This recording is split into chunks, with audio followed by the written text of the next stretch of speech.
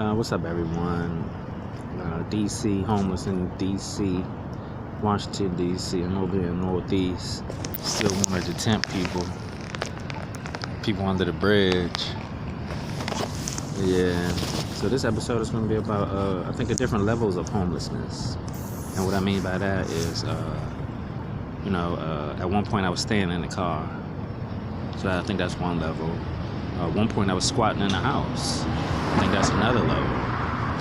At one point I was in a shelter, another level, and then literally on the streets, just out here like on the street. I think that's another level. So they're all different type of homelessness, levels that I feel, that's out here. So let me tell you about my time in the car. One of the easiest ways to be homeless is in the car. You're mobile. You can get anywhere you need to. So that comes in handy, with like meeting people or job interviews, even making it to work. It just helps because you're mobile and you're just sleeping in your car. So there was a time that I had a job and I was sleeping in the car. Well, I can tell you where I was working. I was working at Toys R Us. And so I wasn't making enough money to, have a place, but I made enough to, put some gas in a tank and eat and pay insurance and pay my cell phone. And by then the check was gone. So those were, some of the reasons that I was in the car. Just wasn't enough money. But it helped to be mobile. It really does. You can get to anywhere you need to. You can, I think, hang out a lot more. You know what I'm saying? If that's your thing, if that's what you want to do. And yeah, the car was cool. Squatting in the house. It's funny. Me recalling, squatting in an abandoned house. So it was close to one of my homies' houses, and so I knew from him that nobody had been there for a long time, maybe even years. And so it just so happened one day that I walked around back in the back of all the houses, and the gate was open. So I walked in, and the sliding back door of the house was open. So I went in, I looked around, took in the surroundings. Nobody had been staying there, but it looked like someone had been, staying there for a little while, because there was still a bed there. It was like a chair in there. It was an ashtray, so obviously they were smoking. So I took one of the smaller rooms, because it had a lock on the door. And so I got a sleeping bag that I would put on top of the mattress in the room that I chose. I put a trash bag up on the window so you really couldn't see in, so people would still think like it's an abandoned house. And I had a candle, just for a little light. I wouldn't keep it on all the time, but just for a little light. None of the plumbing was working, none of the heat was working. So I would go to the school. There was a school not too far away, and I would go there and shower and take care of my hygiene, take care of those things. So I was there for a while, and then one night I was there, and I must have been too loud on the telephone or something, because the police showed up to the back door, and the back door was closed. I would close the back door once I got in, so there's no way to open it up from the outside, and the front door is locked. So the police couldn't get in, but I could see I could hear the radio and I could see the flashlights. And my heart was beating, yo. You know what I'm saying? And so this was like at a nighttime. This was like maybe a Thursday. And it was like night when I came. And so I guess they decided to come back another day. And so when I came out like a couple hours later to check, just to see what's coming on, what was going on, see if somebody was still out there. And so they had like a car posted up a couple houses down, just parked, like waiting, because I'm thinking they maybe thought I was using the front door, but I wasn't. I was using the back door. The back door was open. So, wow. And so I probably had one more day in there, and then I left to go, shower and do those things. And when I walked back, it was at least 5 police cars out front. So I decided I'm not staying there anymore. So I never went back to the house. So they got whatever I left. Yeah. And so that was my squatting story. And the benefits was it was shelter again. From the wind, from the rain, from the cold, but being no heat and no running water, it was still kind of cold in the house. So sleeping bag definitely helped, but it still would be, it would be cold in there. It would be. And so from there, I went to U-Haul. Yep, I had a storage unit that I would sleep at. It was, I want to say the $100 one, so it was big enough for me to lay down. It was on the bottom, so it was big enough for me to lay down. And this was probably the best place I ever, been since I've been homeless.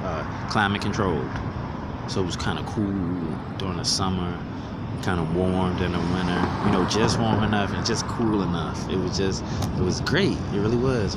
It was enough room to where I could acquire stuff. So clothes. Because there's already a lot moving around with a little bit of things I did have, but this is where I could acquire stuff because I'm in storage anyway. But it was just room to have it. So, I was able to hang my things from the ceiling of the storage unit that I had. And I had to get another sleeping bag. So I put the sleeping bag down on the floor and just, knock myself out. But this was definitely the best place I've been since I've been homeless. It was actually awesome. It was convenient to a lot of things that's on the side of town, but that was my best place. It really was.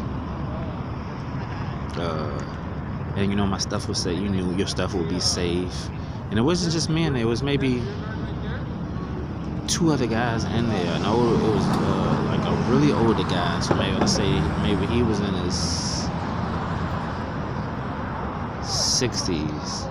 And then there was a guy closer to me, so maybe he was in his 50s.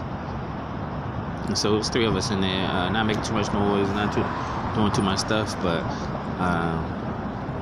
I think we started to get too comfortable in there. And so usually I would never see anybody that worked there. I mean, they knew, they probably had an inkling somebody was staying there, but I would, try to miss their shifts, because I want to say they opened up at like 6. So a lot of times I would be out by 6, and they would close at like 8. So a lot of times I just came in after 8. So I would kind of try to avoid them. But I started getting a little sloppy because I started getting, I don't know what I got started, but I would use one of the outlets to charge my phone, and so I would try to get a little charge before I left in the morning. So somehow one of the general managers, he came early. He saw me. So that was like strike 1.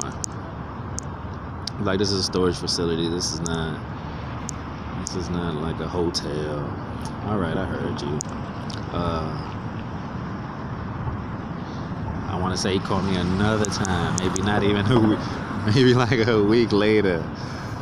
And so that was like the second straw, and he definitely got fed up with that. And so then he wrote a letter saying they was gonna kick me out in 30 days for sleeping in the unit. I guess it's against their rules or whatever. And so I had 30 days left in there. I did those 30 days, and then I was out here. I was out on the street.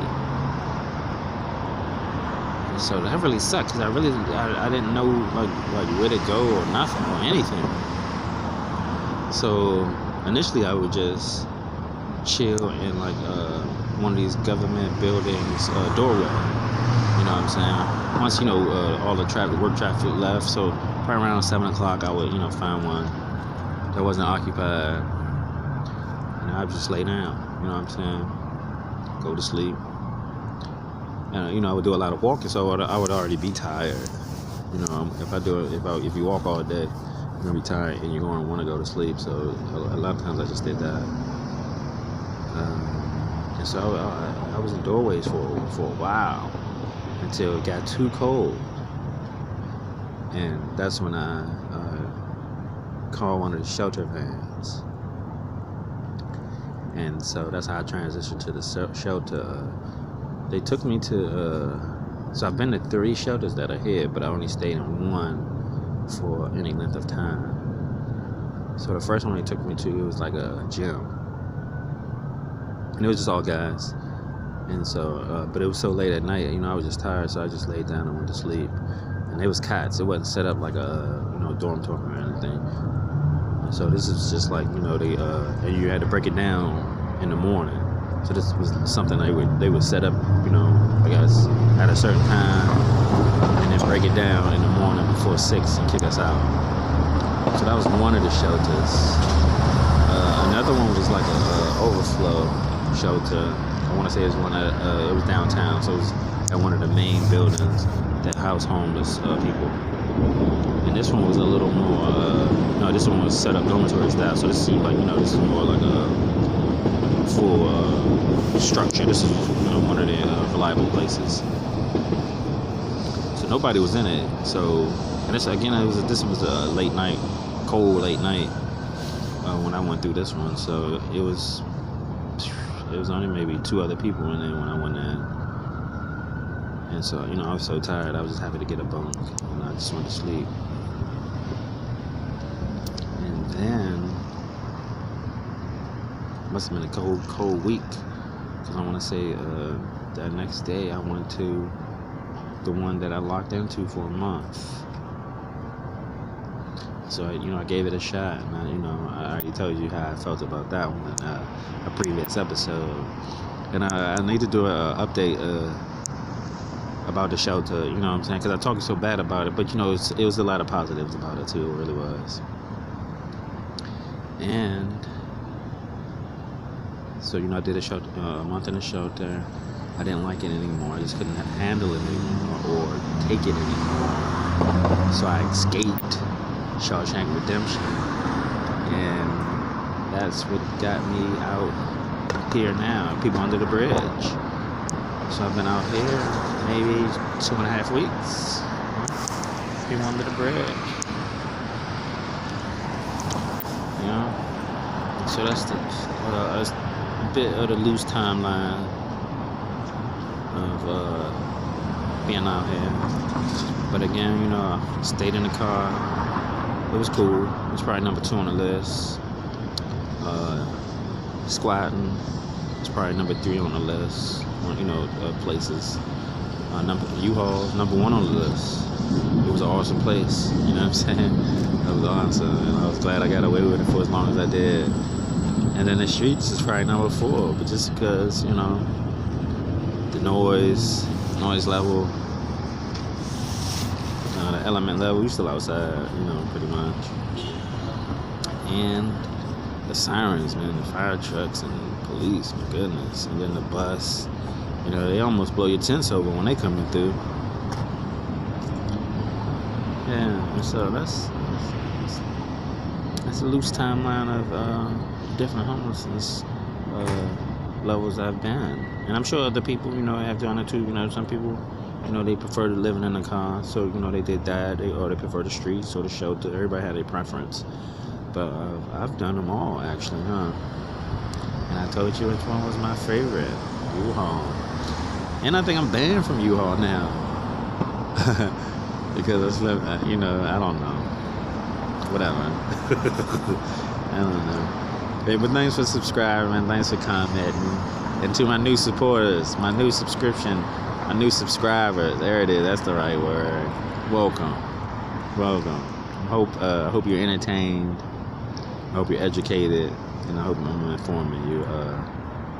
And I appreciate the support, guys. You know what I'm saying? It's been a different and difficult, adventure, but it's part of what's going on. It's part of my life, huh? It is, and I am the people under the bridge. It just makes me laugh that I'm actually one of them. Alright, man, I'm signing off, man. Peace. I appreciate it, man.